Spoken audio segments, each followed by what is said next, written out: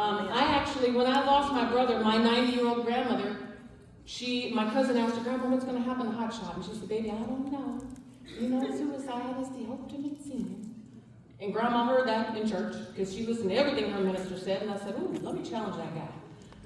And I went on a mission. I went and found that Strong's Concordance, that big old thing that had been sitting on my shelf collecting dust. I pulled it off. I said, Lord, let me look this up for myself because I'm doing some fact checking on this minister that told my grandma that. You want to know where to find ultimate in the Bible? It ain't there. It ain't there. You ain't going to find Jesus in the tube, and you ain't going to find ultimate in the Bible. It is not there. So you have, yes, ministers have a mission, and they need to make sure that they know what they're saying is true because people are listening to you, they're believing you, and you have to make sure that you're doing the right thing. Now, a lot of times they say, well, it's the ultimate sin because you didn't have a chance to repent. Well, guess what? I looked it up. CDC says that 8,470 people died every day in 2023. That's the most accurate records they have.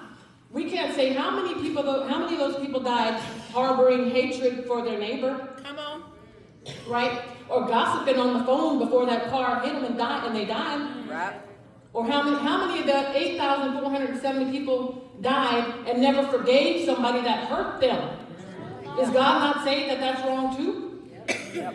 How can we say that one is worse than the other?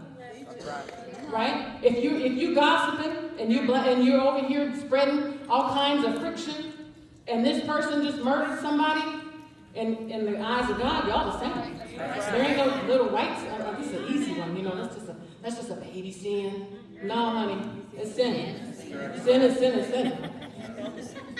So you can't do it. Now, I want to be very clear that in the Bible, some people confuse this. So there's the ultimate sin. Ultimate is not in the Bible. However, there is another thing called blasphemy against the Spirit. That's different. And I'm going to challenge you. Write this in your books. Mark 3:29. In Mark 3:29, that's why I want you to do some personal development. And that's where you go study that topic, just in case somebody questions you on that one. And that's on blaspheming against the Spirit. And that's where God says there's no forgiveness for that. That's different from talking about the ultimate sin. I ain't going there. You can ask your pastor, or you do your own homework on that one. Now, instead of talking about sin, we need to be talking about salvation. God has a purpose for them. God created everyone in their womb. So instead of saying, hey, don't do that because that's the ultimate sin, let's talk about why they're here. Let's talk about why they're here. Now, I'll tell you, our sin and salvation are not for us to decide. So just like we can't talk about what sin's going to put you in hell, because we are not the judge. God's the judge.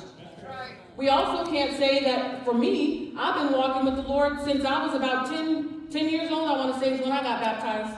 So I can say, okay, Lord, I've been doing this thing for 42 years.